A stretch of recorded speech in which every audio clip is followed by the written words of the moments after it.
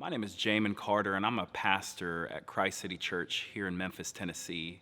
And we're in the middle of difficult and challenging conversations and action around the racial unrest in our country right now. And this is especially challenging for me because I'm a black man leading a primarily white congregation. And here's what I want to say to those of you who might be listening right now, that if you've been hurt by the church around these areas and the church's unwillingness to speak up and deal with these issues that are so important, know that I'm with you. And I've had the same struggles and the same concerns, and often I've been a voice outside of the church communicating these ideas, trying to get that voice into it.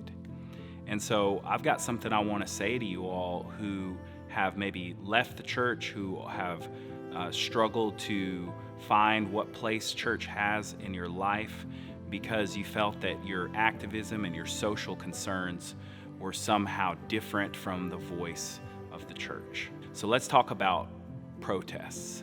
Let's talk about the nature and the results and the purposes for the protests. So there's different kinds that we're seeing, and religious people and others in government and other places of authority have different things to say about it. And I want you to know where I stand as a pastor, as a black pastor. First, we've got people who are protesting nonviolently, and they are organized and they're showing up in order to give voice to something that is wrong and unjust in our society, dealing with police brutality towards black people.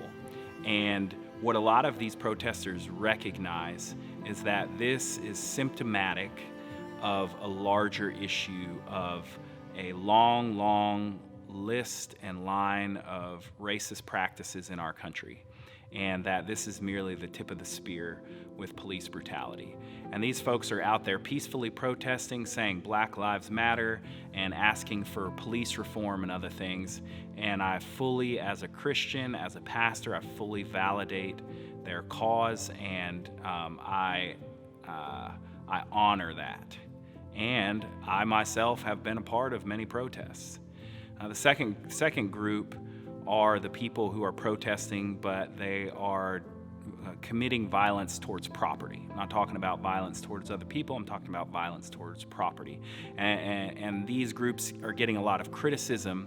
And what I want to say about that is simply that we live in a society and a culture that has commodified everything, where everything has an economic value, and if it doesn't, we don't want any part of it.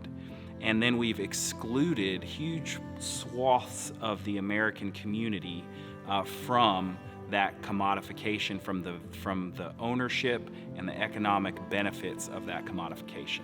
And that's mainly and primarily been black people. And so when you get to a moment like this in our country where race relations have gotten to a point where they must be addressed, and it's not the first time, but this is one of those times, then you can fully expect that in order to get people's attention, that there will be a destruction of property, of what America seems to value over anything else.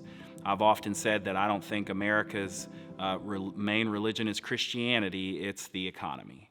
And so for those of you inside the religious community and outside that have criticized those people and said, you need to protest right, you need to do it in this way, it needs to be nonviolent and peaceful, you need to be in the courtrooms and the debates, and you need to write stuff and do it the right way.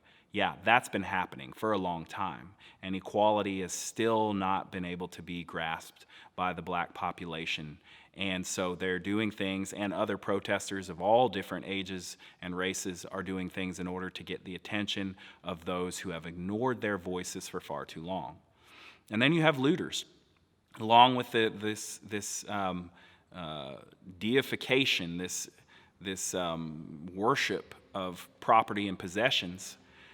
You've got people who their whole lives they've had dancing in front of them all of these things to own.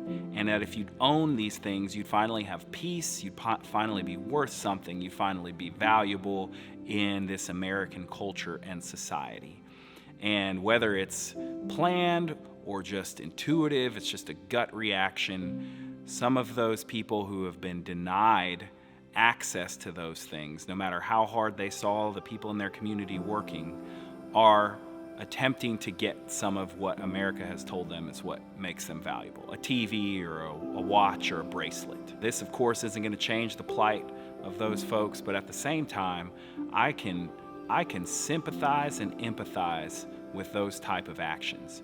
You haven't allowed us to own things. You haven't allowed us to progress through American society, and you've told us it's our fault, even though there's 400 years of oppression behind that. I can sympathize with that. And I can also acknowledge and honor that that is getting the attention of people in our country who have the ability to make reforms in police departments or come up with different and creative solutions or listen to the people who've been doing that work to make a positive change in our country. So I affirm, as a pastor, as a Christian, as someone who believes in Jesus and the Bible, I affirm protest in this country in order to get results, because the other ways have not been working by and large and have not been listened to by those who are in power and those who hold the equalities in place. Now, this idea of protest by oppressed people in order to gain equality, this idea that people who are wrongly imprisoned and punished and hurt and harmed by the government and those with power is not my idea.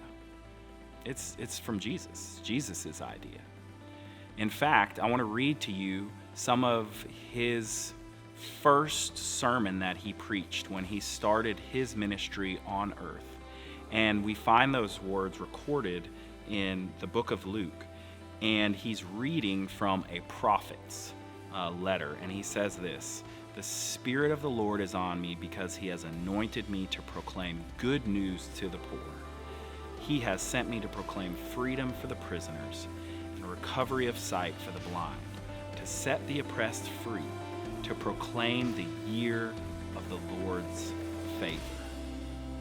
These are the words of Jesus.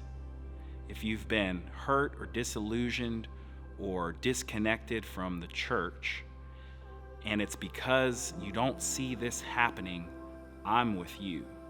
And at Christ City, we are working hard to see how we can be a part of the ministry of Jesus that's about good news for the poor.